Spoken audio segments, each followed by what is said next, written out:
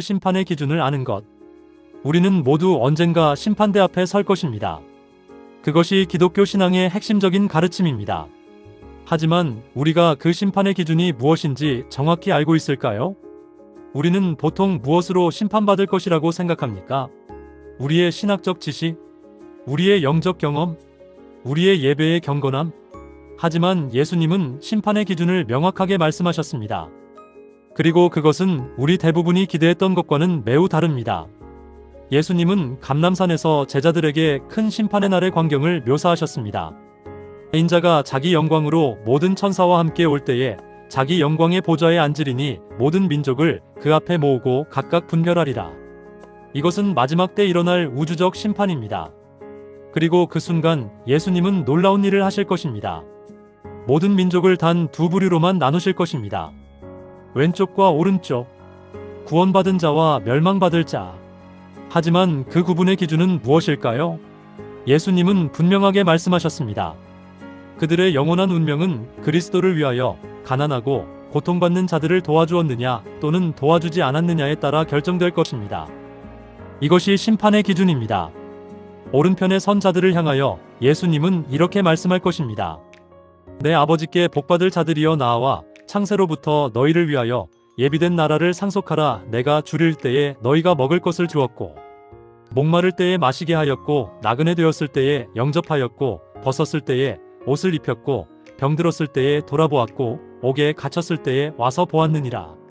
이 말씀을 들은 자들은 어리둥절해합니다. 우리가 언제 이런 일을 했나요? 우리가 당신을 보지 못했습니다. 그때 예수님은 가장 중요한 말씀을 하십니다. 너희가 여기 내 형제 중에 지극히 작은 자 하나에게 한 것이 곧 내게 한 것이니라. 이 말씀은 우리의 삶의 방식을 완전히 바꾸어 놓아야 합니다. 우리가 도움이 필요한 가장 작은 자, 가장 미천한 자, 가장 무시당하는 자를 도울 때 우리는 예수님 자신을 섬기는 것입니다. 이것이 심판의 기준입니다. 우리의 신앙은 우리가 가난하고 고통받는 사람들을 어떻게 대했는지에 의해 판단될 것입니다.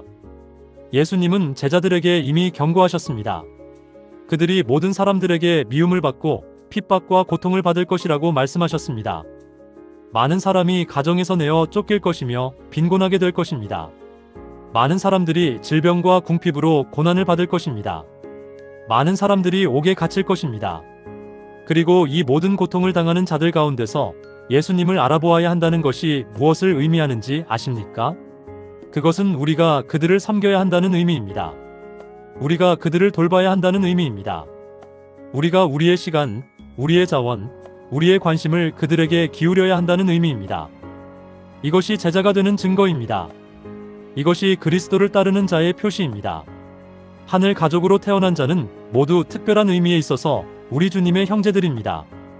그리스도의 사랑은 당신의 가족들을 한데 묶어 연합시킵니다.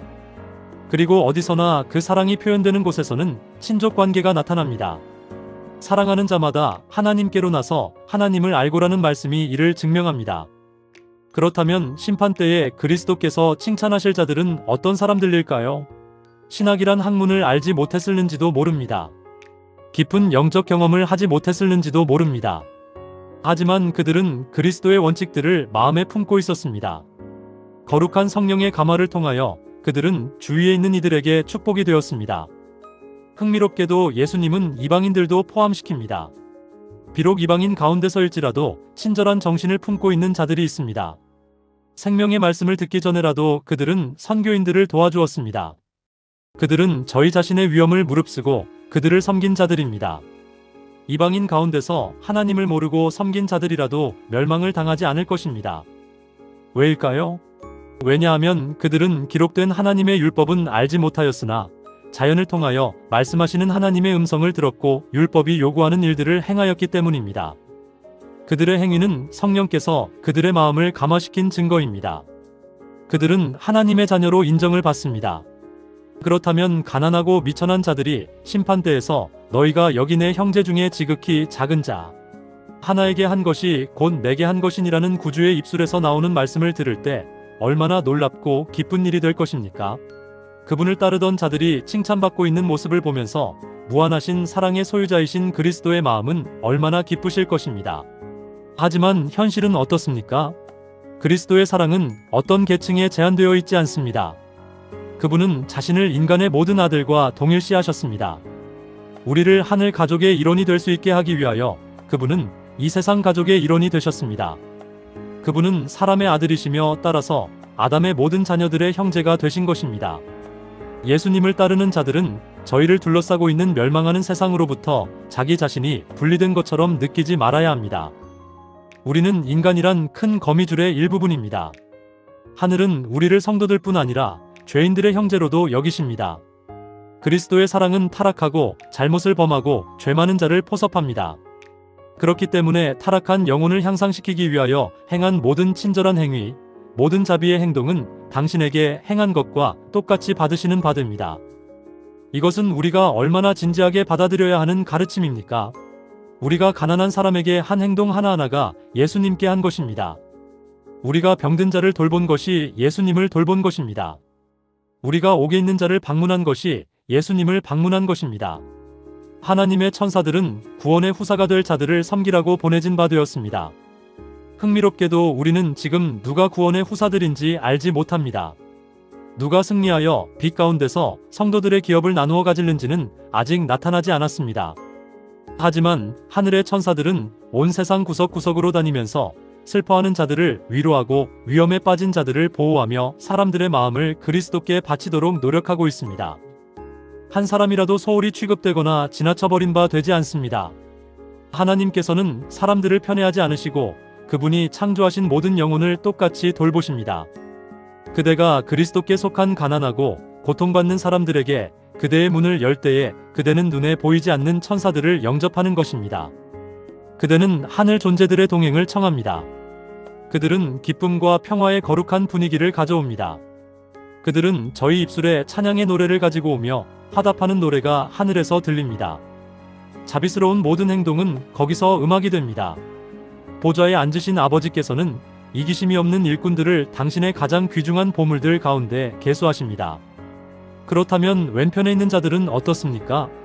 가난하고 고통하는 사람들 가운데 계신 그리스도를 등한히 한 자들입니다. 그들은 그들의 죄악에 대하여 깨닫지 못하였습니다. 사단은 그들을 눈멀게 하였고 그들은 저희가 저희 형제들에게 무엇을 빚지고 있는지 깨닫지 못하였습니다. 왜일까요? 그들은 자신을 생각하기에 여념이 없었기 때문입니다. 다른 사람들의 곤경을 돌아보지 않았습니다. 하나님께서 부자들에게 당신의 고통받는 자녀들을 구제하고 위로하도록 재물을 주셨으나 너무도 흔히 그들은 다른 사람들의 어려움에 대하여 무관심합니다. 부자들은 자신들이 가난한 형제들보다 높다고 생각합니다. 그들 자신을 가난한 사람의 처지로 바꿔 생각하지 않습니다. 그들은 가난한 자의 유혹과 투쟁을 이해하지 않으므로 저희 마음에서 자비심이 소멸되었습니다. 부자는 값진 주택에 살고 화려한 교회 내에서 가난한 사람들과 담을 쌓습니다. 그들은 하나님께서 곤궁한 자들에게 축복이 되도록 주신 재물을 교만과 이기심에 탐닉되어 함부로 소비합니다. 가난한 자들은 하나님의 자상하신 자비에 대한 교육을 날마다 빼앗기고 있습니다. 왜냐하면 하나님께서는 그들이 생활 필수품들을 받을 수 있도록 충분한 준비를 하셨기 때문입니다. 그런데 여기서 예수님은 직접 개입하십니다. 그리스도께서는 이 모든 사실을 바라보시면서 이렇게 말씀하십니다. 배고프고 목말랐던 자는 나였다. 나그네였던 이는 바로 나였다. 병든 자는 나였으며 옥에 갇힌 자도 나였다. 이것을 상상해 봅시다. 그대가 풍족하게 차린 그대의 식탁에서 즐기고 있을 때에 나는 오두막집에서나 혹은 행인이 없는 거리에서 굶주리고 있었다. 그대가 호화스러운 집에서 편히 쉬고 있을 때에 나는 머리 둘 곳이 없었다. 그대가 옷장을 값진 의복으로 꽉 채우고 있을 때에 나는 헐벗고 있었다. 그대가 향락을 추구할 때에 나는 옥에서 신음하고 있었다. 이것은 얼마나 강력한 말씀입니까? 우리는 우리의 편함과 풍요를 누리고 있을 때 예수님은 고통 속에 있었습니다. 우리가 누린 축복의 바로 그 순간에 예수님은 고통 속에 있었습니다. 그리고 그것은 단지 과거의 문제가 아닙니다. 예수님은 계속 말씀하십니다.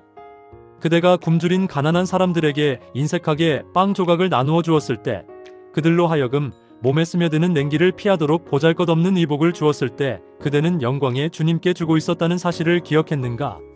그대의 온 생애 동안 나는 이 고통당하는 사람 가운데서 그대와 가까이 있었으나 그대는 나를 찾지 않았다. 그대는 나와 친근하게 교제하지 않았다. 나는 그대를 알지 못한다. 이것은 심판의 순간에 가장 비극적인 말씀이 될 것입니다. 우리가 예수님을 알지 못했다. 그것은 우리가 예수님을 만나지 못했다는 뜻입니다. 우리가 기회를 가졌지만 놓쳤다는 뜻입니다. 많은 사람들이 예수님이 살던 장소들을 방문하는 것이 큰 특권이라고 생각합니다. 나사렛, 가버나움, 베다니. 그분이 밟으신 곳을 걸어보고 그분이 가르치기를 좋아하시던 호숫가를 바라보고 그분의 눈이 때때로 머무르던 들과 골짜기를 바라보는 것. 이것이 영적 경험이라고 생각합니다. 하지만 예수님은 다르게 말씀하십니다. 우리가 예수님의 발자취를 따라가기 위하여 나사렛이나 가버나움이나 베다니에 갈 필요는 없다. 우리들은 병상 곁에서나 빈곤한 오두막집에서나 사람이 많이 모인 대도시의 뒷골목길에서나 인간의 마음에 위안이 필요한 곳에서는 어디서든지 예수님의 발자취를 찾을 수 있다. 이것이 우리가 진정으로 예수님을 만나는 장소입니다. 이것이 우리가 진정으로 예수님을 섬기는 방식입니다. 지상에 계실 때에 예수께서 행하신 것처럼 행함으로써 우리는 그분의 발걸음을 따라 행할 수 있습니다. 모든 사람들이 다 할 일을 찾을 수 있습니다. 예수께서는 명확하게 말씀하셨습니다. 가난한 사람은 항상 너희와 함께 있거니와. 따라서 아무라도 저희가 예수님을 위하여 일할 장소가 없다고 생각할 필요는 없습니다. 무지와 죄악의 사슬에 매여 멸망받을 수밖에 없는 천천만만의 영혼들은 그들에 대한 그리스도의 사랑을 듣기조차 못하고 있습니다. 만일 우리의 입장이 그들의 입장과 뒤바뀐다면 우리는 그들에게 우리를 위하여 무엇을 해달라고 요청할 것입니까? 그것이 바로 우리가 해야 할 일입니다. 우리의 힘이 미치는 한 그들을 위해서 해야 할 가장 엄숙한 의무가 우리에게 지워져 있습니다.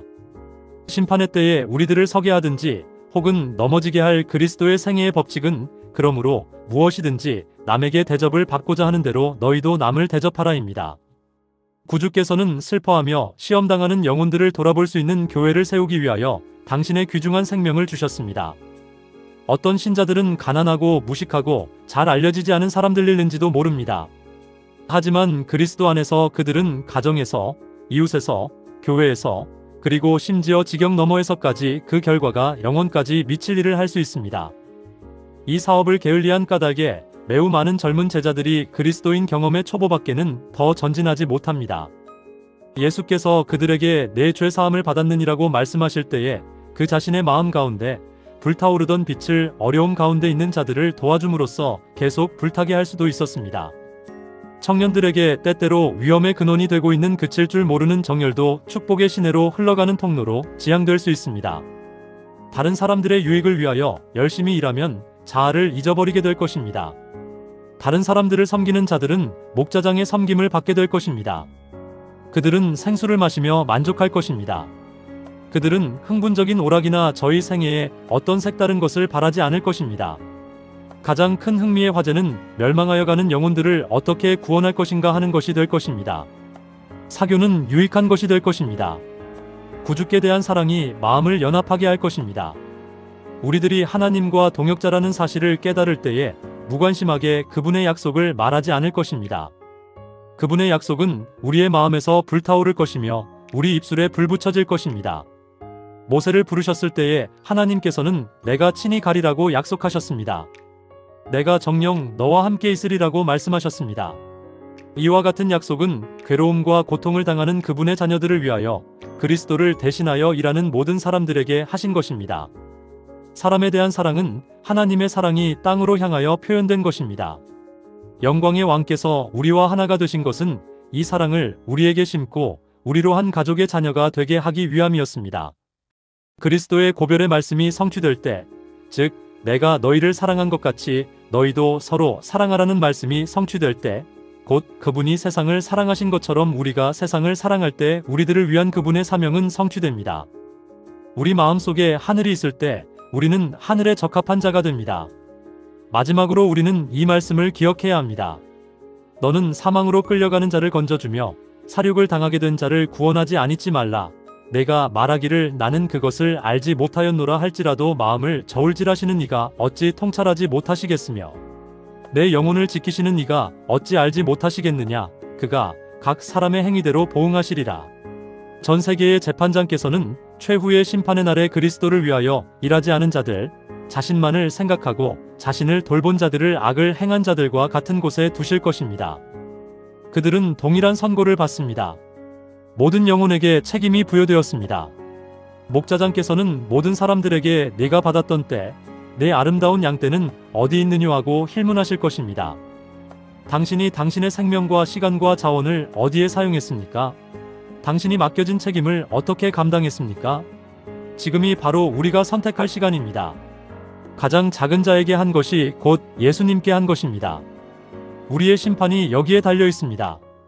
우리의 영혼이 여기에 달려 있습니다.